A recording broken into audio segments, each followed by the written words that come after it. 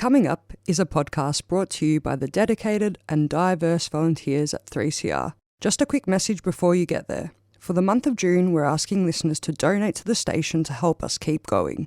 In 2023, we're asking our community to stay tuned, stay radical. We rely on the generous donations of Community to Survive. Go to 3cr.org.au/donate and show your support for community-owned and community-run media. Thanks for your support and happy listening. Evil minds that plot destruction,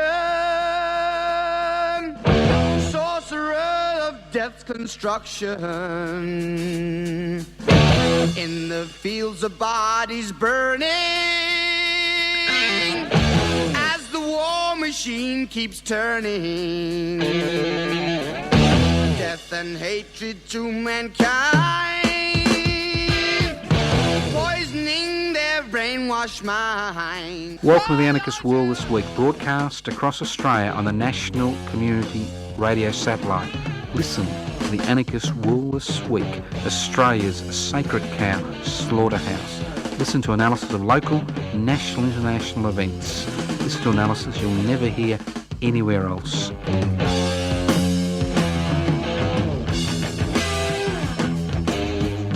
Welcome to the Anarchist World This Week, broadcast across Australia via the Community Radio Network. This program is streaming live on 3cr.org.au and it's also broadcast on 4ZZZ in Brisbane. That's right, let's not forget those lads and lasses at 4ZZZ. The program is podcast. It'll be podcast the next 24 to 48 hours.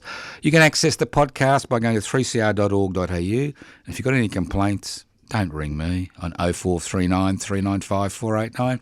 Email the producer, Kelly Whitworth. It's all her fault. She made me do it.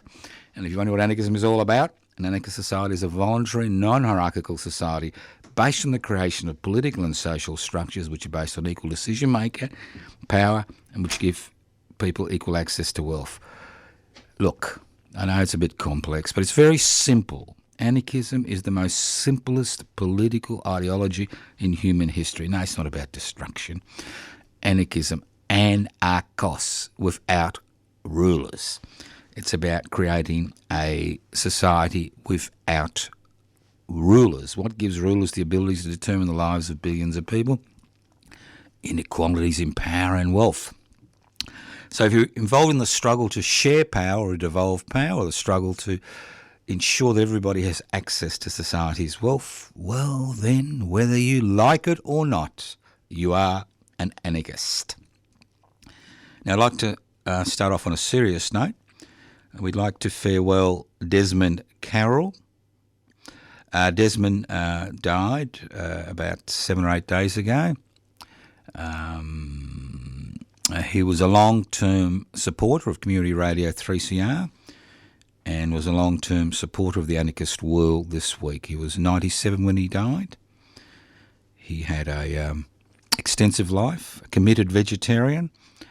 He, even on his deathbed, he was making a submission to the state government in Victoria regarding against extending or having a duck hunting season.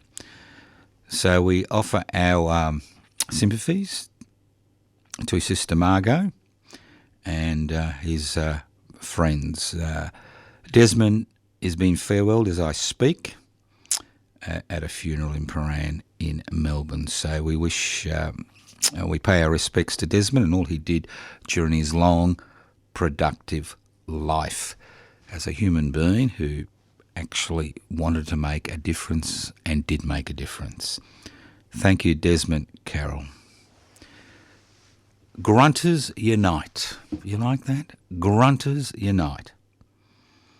Now, I'll do an update on the Retain, Repair, Reinvest movement in a little while, but I was interested because it's not often that I agree with maybe associations which, how shall I put it, represent return service people. I was interested to see that an association, Return Service Association, which represents those Afghanistan veterans was really, really, really pissed off. And was pissed off about the fact that the people who are now being investigated and charged with possible war crimes in Afghanistan are the Grunters. Those that are ordered to do the dirty work. That's right. None of their superior officers have been charged. No government minister who's responsible for the deployment of these men to this theatre of war for the last 20 years, a theatre of war which was spectacularly unsuccessful when you've got some ragtag, militia of Taliban taking over the country in 2 weeks once the Americans state they're going to leave. But he made a very good point, and this is a point we see over and over and over and over again. If you're part of the disciplinary arm of the state, that includes armed services personnel, it includes federal police, it includes state-based police, it includes privately owned and privately managed security services. Ultimately, it's the person at the coalface, the grunter, the person who's supposed to do, the dirty work, evict people who haven't paid their rent, impound cars of people who haven't paid fines, get involved in containing demonstrations. Now, when they do something wrong, the blame is constantly shifted on the individual. Now, obviously, we're all personally responsible for what we do. I mean, that's what we're all personally responsible. But in many cases, there are structural reasons why people react in a particular way. And we find in the situations where things get out of hand, whether it's in a youth detention centre, whether it's in a demonstration, whether it's some type of war being waged on somebody else's, land. The fact is, it's the person at the bottom of the pecking order who is always takes the blame. Always the person at the bottom of the pecking order. It's not the politicians who have created the laws or made the decisions which put people in these situations. It's not their superior officers. It's not people in the upper echelons of that organisation which have been involved in creating that situation, but it's the individual officer.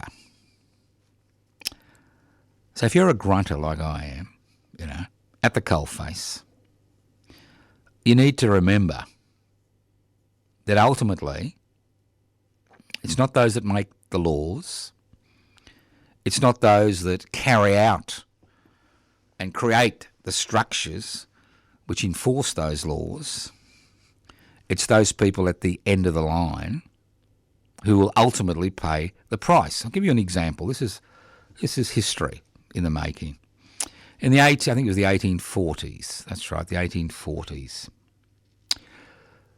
7 shepherds in New South Wales who were employed by a squatter, and squatters, were rich people in those days, hacked to death over 20 Aboriginal women and children. They were eventually hung, which was very unusual in those days. They were hung because of pressure from the English government which was being a little bit concerned about the atrocities which were occurring in the colonies. I mean, they were acquitted initially by a jury of their peers, and then they were retried and hung. But the squatter who was responsible for giving those orders was never interviewed, let alone prosecuted. It's the same today. So if you find yourself in a situation and you are part of the disciplinary arm of the state that you feel isn't right, that the orders you've been given are not correct, they don't actually fit any humanity, well then you need to stand up. Because if you don't, and things get out of hand, you will be ultimately responsible, as we are currently seeing with the Afghanistan fiasco, which is being played out before us. You're listening to the Anarchist World this week, broadcast across Australia via the Community Radio Network. Update: retain, repair, reinvest. Now, those of you who are involved in the Margaret Kelly Retain, Repair, Reinvest public housing rally last Thursday, that's the 11th of May, congratulations. Very successful rally. Although Margaret's was supposed to be evicted on the 16th, which was yesterday, obviously there'll be a process which the government will go through in order to evict the last remaining resident, the Barrack Beacon estate. Now, Margaret Kelly has said consistently, this is not about her. This is about a government policy which is privatising what's left of the public housing sector. And she's been trying to obtain an appointment with the Minister, the Honourable Mr Colin Brooks, who doesn't seem to appear anywhere these days, but that's a different matter, regarding the policy of privatising public housing. For example, the Barrack Beacon estate, 89 2- and 3-bedroom units, been there for a few decades, are going to be redeveloped. And if we listen to the Danny Santa Claus, the Premier of Victoria, that's, you just knock them down, then we rebuild them, they all come back. What a load of crap. I mean, Danny's always stretched the truth. You and I know that. And if we were kids, we'd be running around him saying, liar, liar, pants on fire. But we're not kids, are we? Well, maybe we are. So that's what Danny says. We knock it down, then they all come back. It's all happy. We're all happy. Well, it doesn't work that way, Daniel. It'd be nice to know what your policies are occasionally. I know you like to be a little bit glib, but you need to understand what the policies are. And it's very simple. Barrack Beacon estate, knock it down. 250 people displaced, reallocated accommodation. Some good, some bad. Okay? Be replaced, public land, worth around 50 million, I understand. Very nice place, the Gardner Estate or somewhere, in Port Melbourne. Very nice land. Used to be a dump, but it's very nice land now. Obviously ready for private redevelopment. And there's going to be, I think, 350 units established on the site. 250 will belong to the private developer who puts out the money. 100 will be allocated to community social housing, which, as you know, isn't public housing. Although people try to tell us that the community housing list is a public housing list. It's not a public housing list. We know that. You know that. And then they're all going to troop back into their little one-bedroom units. Now, those of you who are familiar with the public housing fiasco in Victoria will understand what happens, and all you've got to do is ask the residents of the Ascot Vale estate and the Ashwood estate, which has been redeveloped and given over to the private sector. So, as Margaret says, this is not about her. She knows that eventually, once her case, now that she's got her marching orders, And within the next week or two, she'll be the only person left on the Barrack Beacon estate. She knows that eventually the government, using laws which are currently in place, that she'll have to be carried out of her unit. She knows that. And she knows that thousands of other people, as we know, are in exactly the same situation as the state government of Victoria continues to demolish public housing estates, leaving the land empty for years. And we know that very few people actually return to those places. And we know that the privatisation of public housing is one of the most important reasons why we have escalating rents and escalating housing prices at the lower end of the market. It's very simple. You know, capitalism is about competition. It's supposed to be. It's actually not about competition. It's about corporatisation, but that's a different story. But they tell us about competition. So if you want competition in the private housing marketplace, you have a strong public housing sector. The more public homes, the more people that are housed in public housing, the less need for people to rent privately. The less need for people to rent privately, rents decrease. As rents decrease, investors flee the marketplace. Price at the lower end of the market fall. More people can actually buy homes. It's a very simple concept. But across the country, currently, we're seeing the hold-up of this bodgy so-called housing legislation in the Senate. It's just extraordinary. People talk about community housing, social housing, affordable housing, inclusive housing. I know I'm sounding a bit hysterical here. As if it's got anything to do with the public housing sector. It's got nothing to do with the public housing sector. And unfortunately, many Australians, because so many of our leaders use these words interchangeably, they think, social housing, that's public housing. Community housing, that's public housing. Affordable housing, that's public housing. Inclusive housing, that's public. Well, it's not. Public housing is publicly owned and publicly managed. Now, the Andrews-led Labor government, the crew that's taken the U out of Labor, the Alternative Liberal Party, is a wonderful, wonderful privatisation machine. Currently, there are isolated Crown land around the state which the government is trying to flog off, which could be used to build public housing. The government could spot purchase public housing. So what's the update? Well, the rally was quite successful, especially the blockade of the ministry at 50 Lonsdale Street in Melbourne. It had some desired results. Margaret, a number of supporters, went inside.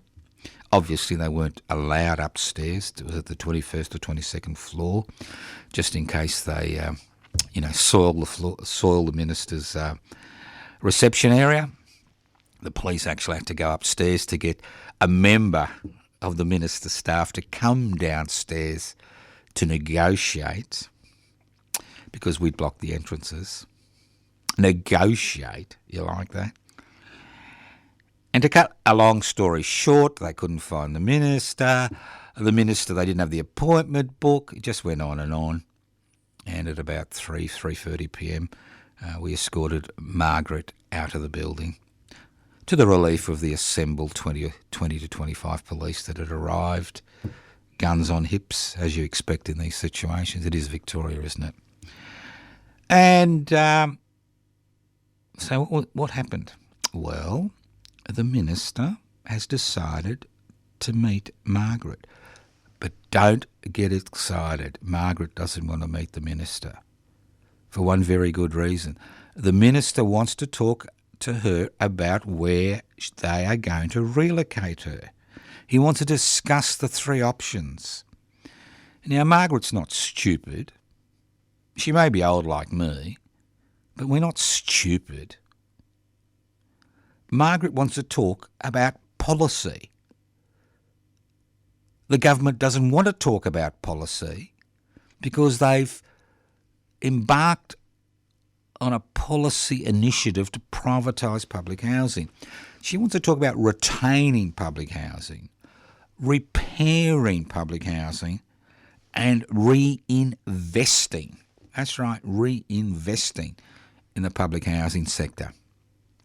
So currently, it's a standoff.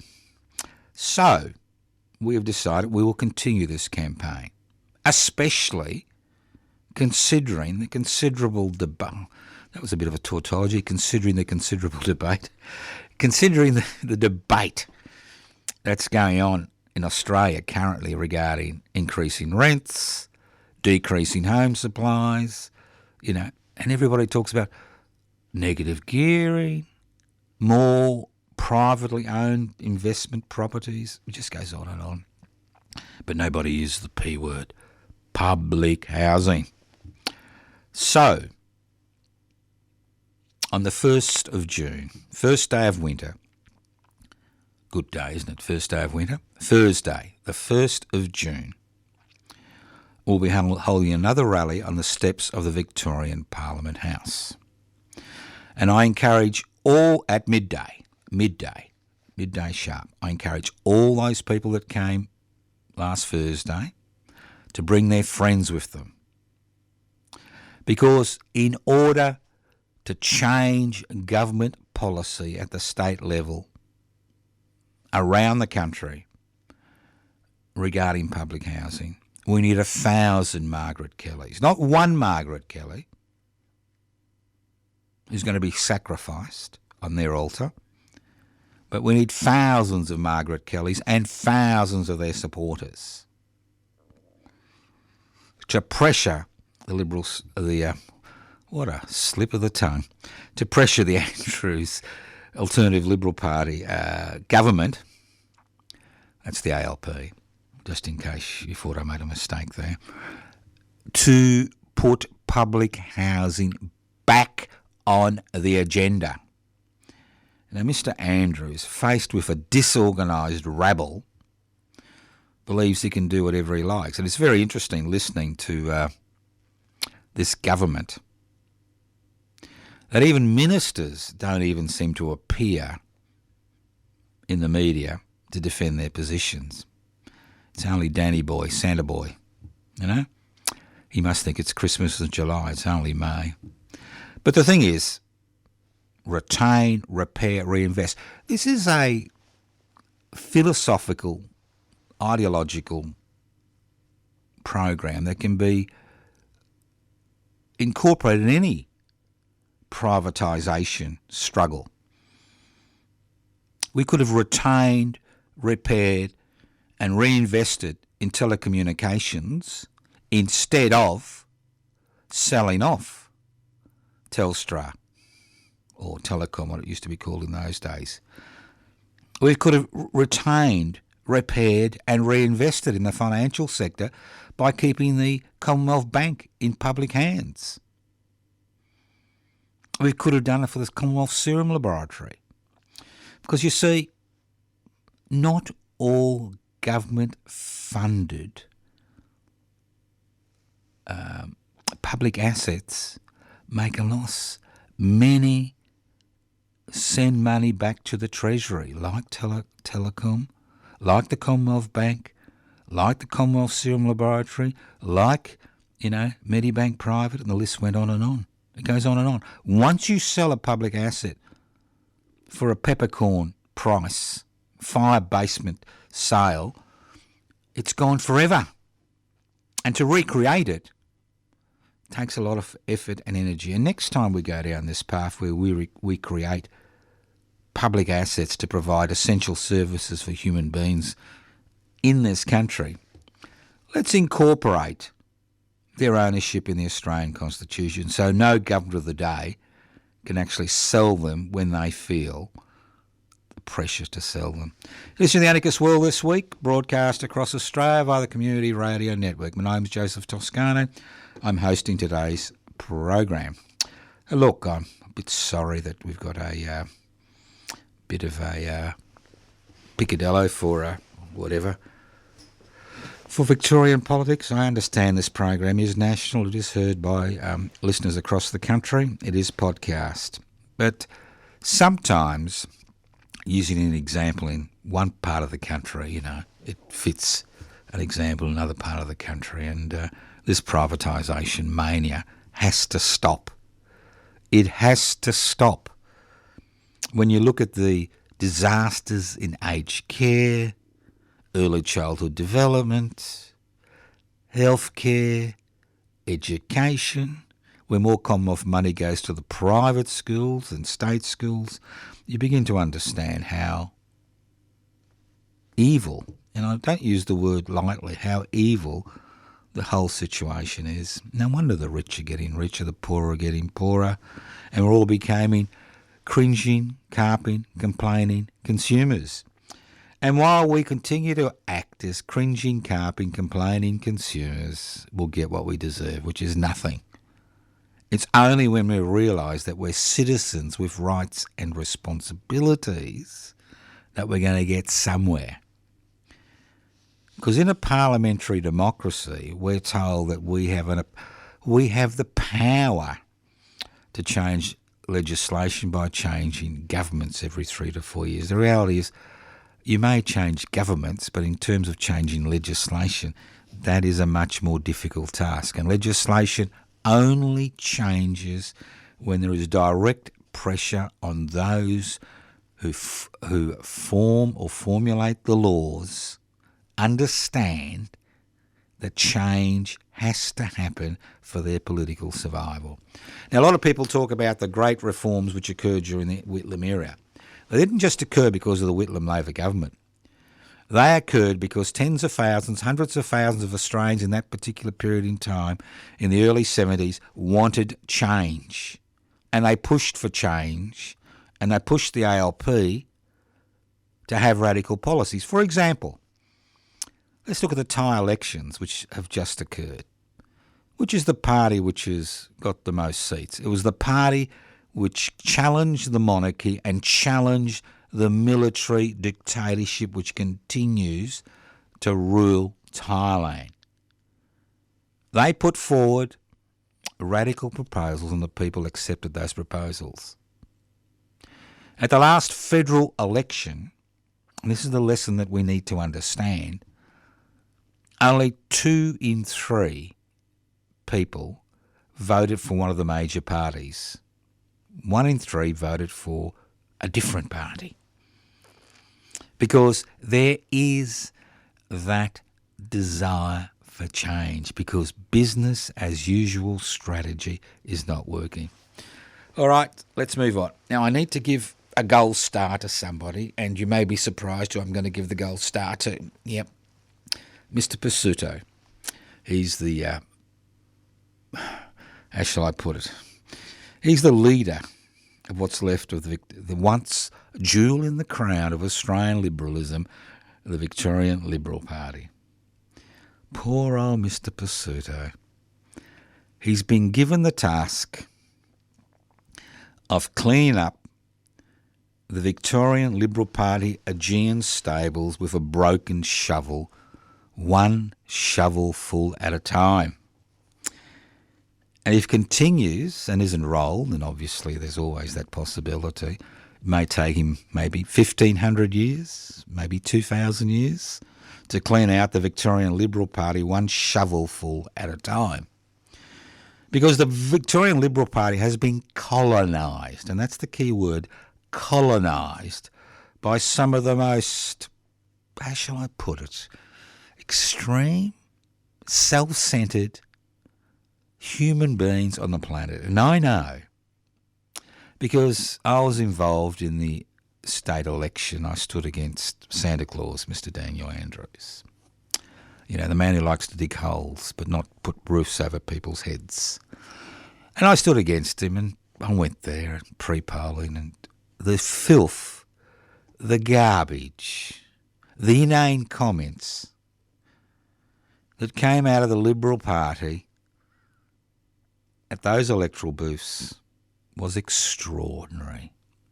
And if this is the intellect which now rules the Victorian Liberal Party, no wonder it's no longer relevant, irrespective of the support it's still able to generate in the Murdoch media, especially that what is it, the Herald Scum, Herald Sun? I've forgotten what it's called. You know, I'm sure you'll all fix me up later on. So, Mr. Pescutto, Gold Star, Elephant Stamp, trying to clean out the Liberal Party, Aegean stables, with a broken shovel. Now, the problem is most of the people around you who've been re-elected are part of that same scummy background because they've taken over the branches.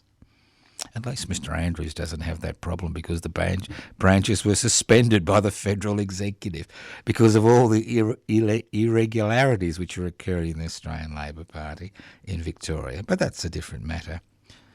So, look, you've done one shovelful. You've got another maybe 2 million shovelfuls to clean out the Victorian Liberal Party Aegean stables. You got my support, boy. I'd hate to have your job. And looking at you, you don't look like much of a Hercules, so you better go to the gym. You listen to the Anarchist World this week, broadcast across Australia via the Community Radio Network. Now, I'd like to spruik a few things. Web pages, pibci.net, pibci.net. That's a web page. You can join public interest before corporate interest. It's fascinating how few people want to join public interest before corporate interest, but look, it's really up to people. We can only do our best. The executive does its best, but if people want more of the same, well, that's fine. Because as you know, there are two major tribes in Australia. I'm not talking about the 250 tribal groups and clans which were independent sovereign nation states on the Australian continent and the islands surrounding the Australian continent. Nah, forget about those First Nations people. They had a lot to teach us, didn't they? And still do. I'm talking about the two major tribes in Australia. Unless their membership dwindles rapidly, we'll continue to get more of the same. And these tribes are what professional politicians love. They love the fact that we have two major tribes in Australia. There's two tribes. The one that most of us belong to, because we're so busy. Because we've got to pay mortgages, we've got to pay rent, we've got to pay an avalanche of bills, we've got to send the kids to school, we've got to get an electric car, and the list goes on and on. It's just terrible, all the pressures we're under. So, we even think casting a ballot every 3 to 4 years is a bit of a imposition on our freedoms. So, it's difficult. So we all start off life, and I think we're given this little membership badge on when we're born. There's a lot of people in Australia, well, in Victoria, that actually put down the name of their little kiddies, especially if they go, they've been to private schools, on the MCG, the Melbourne Cricket Club grounds, whatever it's called, MCG, waiting list. Because then you can use the long room and all those wonderful things. And I have been to the long room once, and the thing that I really enjoyed was pissing in the piss trough. And I could, there was a glass thing in front of me, and I could actually keep watching the football. Wasn't that exciting? Well, not really. I got brewer's droop at that stage, but that's a different matter. So here we have, right?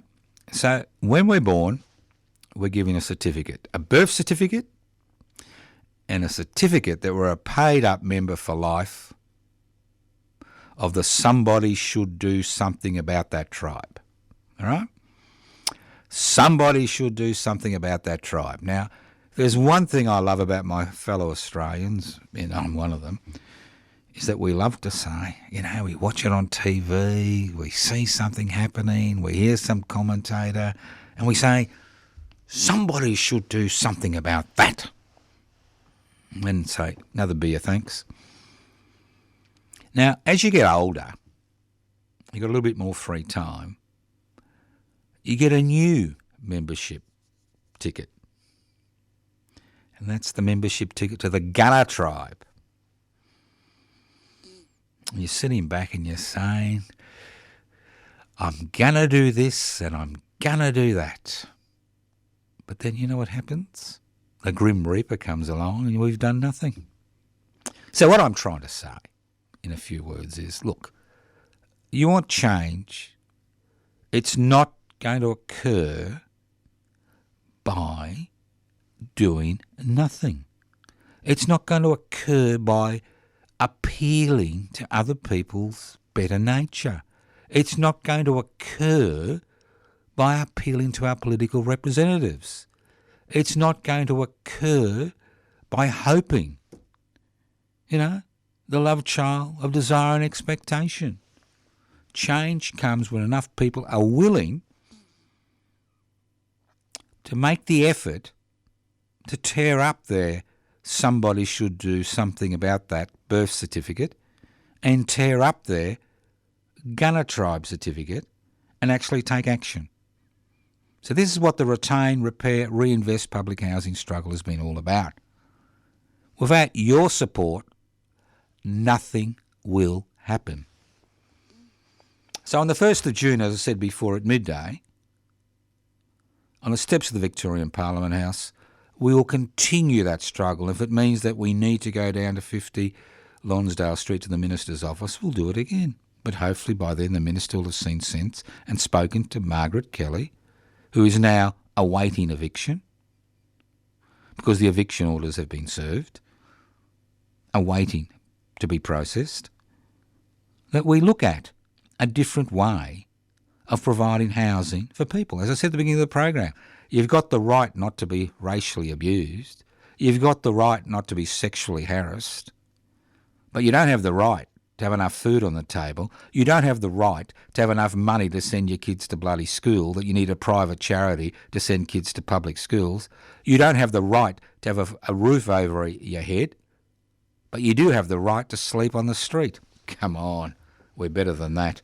You listen to The Anarchist World this week, broadcast across Australia via the Community Radio Network. Now this evening, if you listen to the program now, it's the 17th of May and you find yourself in good old Melbourne land in Victoria. Well, this evening I'll be doing a presentation on the Victorian Land Convention, 15th of July to the 6th of August, 1857. God, Joe, have you gone crazy? Maybe I have. Now, the Victorian Land Convention was one of the most important radical movements post-Eureka.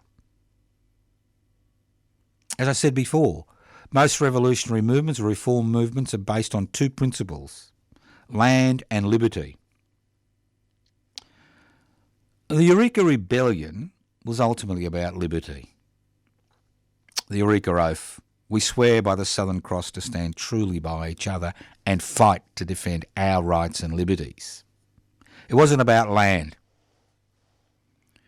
The Victorian Land Convention and the struggle in the late 1850s and the 1860s to break the monopoly the 720 squatters had on land in Victoria was a revolutionary struggle.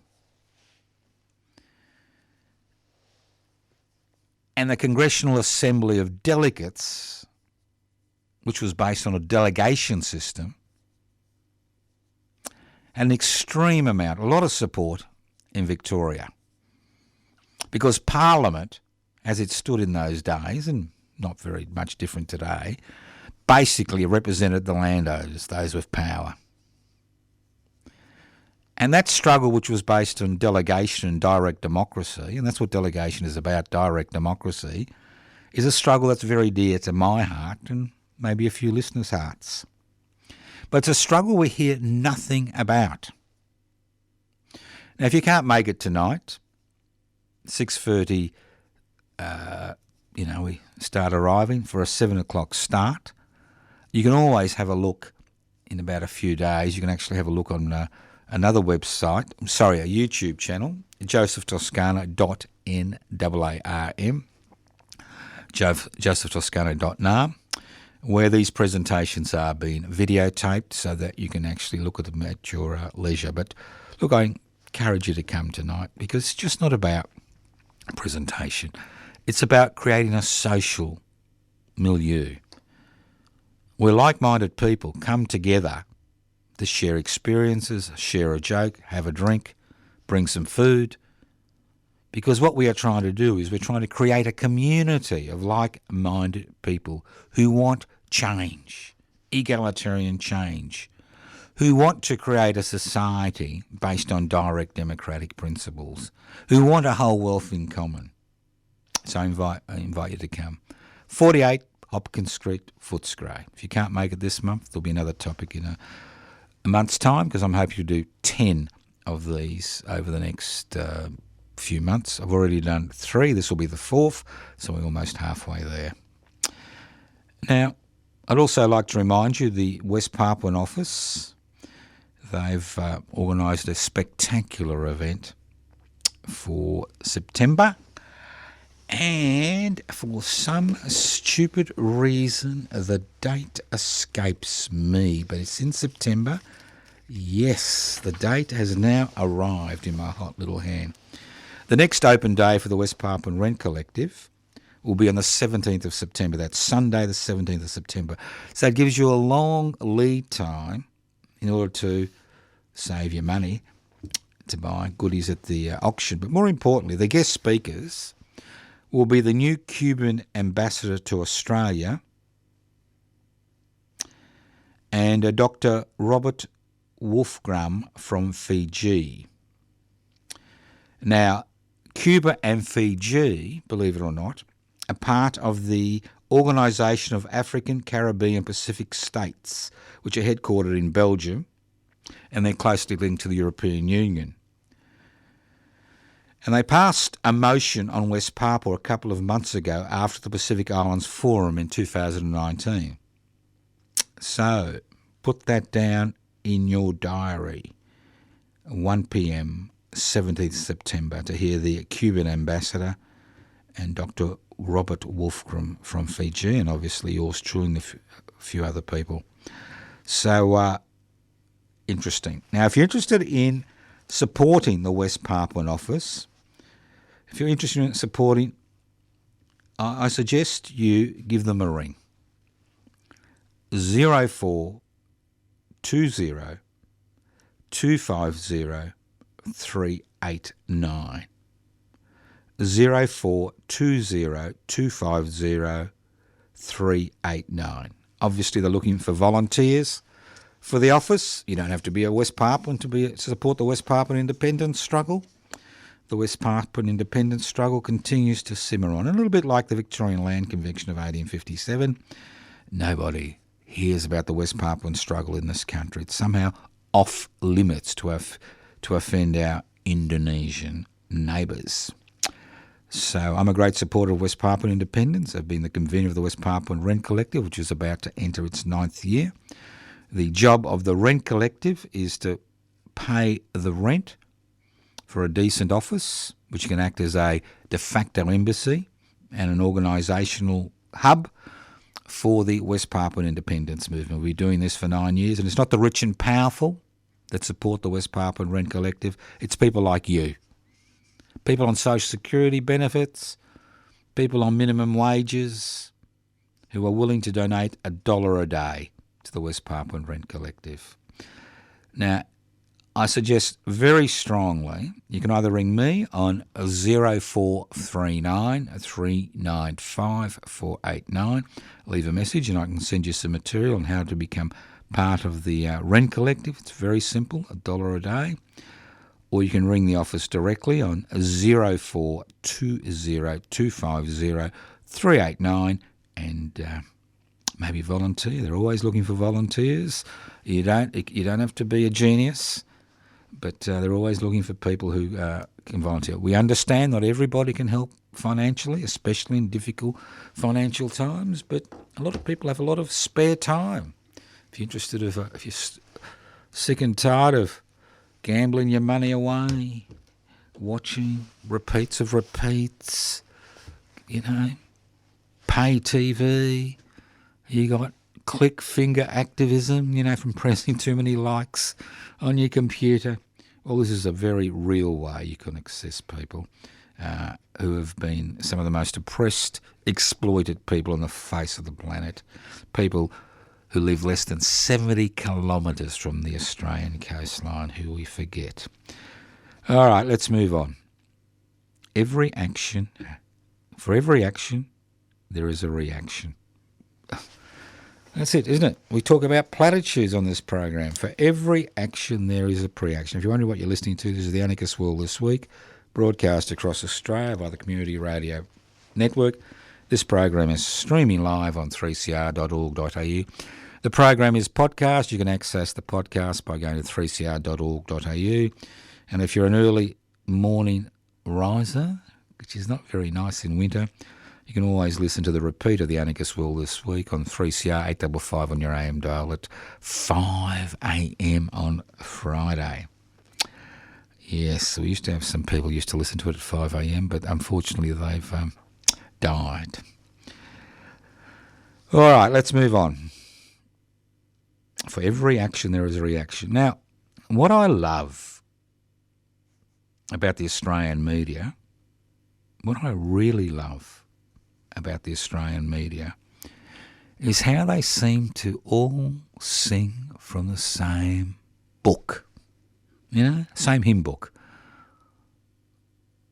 Discordant singing, but it is the same hymn book. And if you listen closely, it's all about, you know, deregulation, privatisation, the list goes on and on. Corporatisation, deregulation, goes on. Same hymn book. Discordant chords, not everybody sings together, but it's the same hymn book, you know. I'll give you an example. Now, look, in my particular occupation, which I pursue part-time these days because I'm a grumpy old man, I'm 71, is I can travel anywhere between 500 to 1,000 kilometres a week in the Melbourne CBD. And I did notice last week there was this huge hullabaloo about increasing violence, increasing accidents, increasing deaths on the roads. And it was put down to post-COVID-19 anger. Well, boys and girls, I'm on the roads. I remember a few days ago I was on the left-hand, that's right, the extreme left-hand lane of a 5-lane highway in the Melbourne, area. And I was doing 94 kilometres an hour. It was a nice day. And I had this little truck behind me beeping, beeping, beeping. And I had to give them the 2-finger salute. Not everybody's in a position to give, aggressive drivers a 2-finger salute. But I was just annoyed enough to do. And this is symptomatic. I've seen more and more of this in the last 5 months than I've ever seen before. And I've been driving on Melbourne roads for over 45 years. Is it because I'm old? No. What the real reason is as interest rates increase, many contractors and self-employed people, and I've noticed it's more likely to be a smallish truck or one of those, little four-wheel, tradespeople's four-wheel drives that are most responsible for the aggressive type of driving you see on the roads, that has they,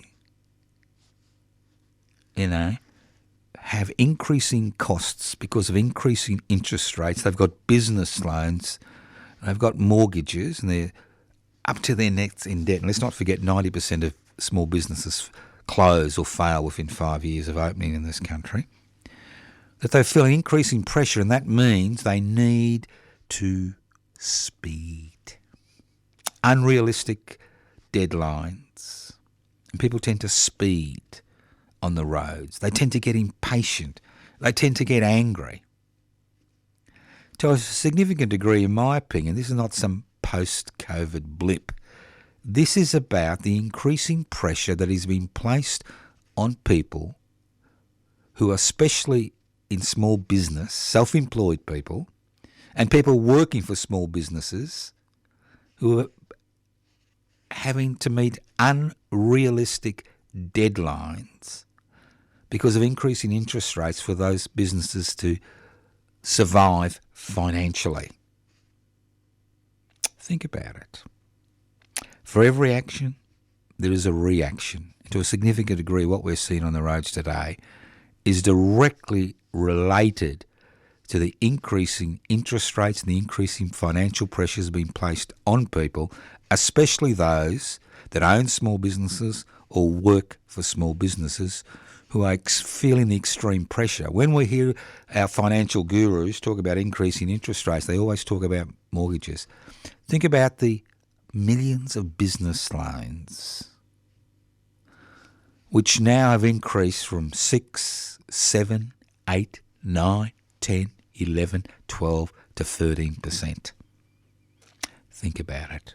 And the pressure it puts on people, and what we see on the roads is, to a significant degree, a direct result of that. Listen to the Anarchist World this week, broadcast across Australia via the Community Radio Network. Talking about roads, road accidents. Well, a little birdie has told me that when the Dan Andrews, I don't even call it the Victorian LP budget, when the Dan Andrews budget is going to be handed down, I think it's next Tuesday, a little bit after the federal budget, that Mr Andrews is going to steal, grand larceny I call it, $1.6 billion from the Transport Accident Commission. Now, the Transport Accident Commission has two very important roles. It has an important role in terms of looking after the health needs of people who have been injured in road traffic accidents, and we have an increasing number of people who have been injured in road traffic accidents, has a direct result, as I said before, of increasing financial stresses on people and unrealistic deadlines. And with increasing sophistication of medical technology regarding trauma survival, what we are seeing is an increasing number of people with profound, long-term, lifelong disabilities created as a result of motor vehicle crashes. An increasing number. And some of these people need lifelong support. The Road Traffic Authority, or the Transport Accident Commission, was created by the state government years ago, by the Kane government. It was created to provide for the health needs of people who are injured in road traffic crashes. It was also created to do research into ways of decreasing road trauma in this country. So Mr Andrews, Santa Claus, is going to steal $1.6 billion, this is what I've heard, maybe I'm wrong, is going to steal $1.6 billion from the Transport Accident Commission to help pay for the holes he's been responsible, that he's been digging around the state. All right, $1.6 billion. That's a lot of money. That's a lot of care for people with long-term disabilities. And what that means is there will be increasing pressure on the Transport Accident Commission to decrease services to people who have been maimed through road trauma. Think about it. You've been listening to The Anarchist World this week, broadcast across Australia via the Community Radio Network. This program is streaming live on 3cr.org.au. The program is podcast. You can access the podcast by going to 3cr.org.au. Personal Facebook page of Joseph Toscano. Don't forget the rally on the 1st of June, midday on the steps of the Victorian Parliament House for public housing. Retain, repair, reinvest in public housing. Don't forget, Mabo Day is on the 3rd of June, and we'll be having something for that on midday the 3rd of June, which is a Saturday. And don't forget my entry into the comedy field. There are so many boring, dull comedians out there. It's about time we paid homage to Australian capitalism. That's going to be on the 31st of May. It's going to be called Freestyle Interactive. That means you. That's you. That's right. Freestyle Interactive. And we've got people at the door. Tell them to go away. We've got Freestyle Interactive. What do they got? They got money for us? The Radiothon. 15th of June. We need $15,000 for the Radiothon. You need a tax deduction. Donate to 3CR via the Anarchist World This Week. Listen in to the Anarchist World This Week on your local community radio station, courtesy of Community Radio 3CR. Here we go. We're about to fly off. We got a few seconds. Tonight, see you tonight. Great night. No, it's not the comedy night. It's the Victorian Land Convention night. Listening to your local, the Anarchist World This Week on your local community radio station, courtesy of the Community Radio Network. Phone number 0439 395 489. YouTube, public interest before corporate interest, josephscano.nam. Bye-bye. Evil minds that plot destruction, sorcerer of death's construction. An analysis you'll never hear anywhere else. Anarchist World This Week, Australia's sacred cow slaughterhouse. 10 a.m. every Wednesday. Listen to the Anarchist World This Week for an up-to-date analysis of local, national and international events. Poisoning their brainwashed minds. Oh, Lord, yeah.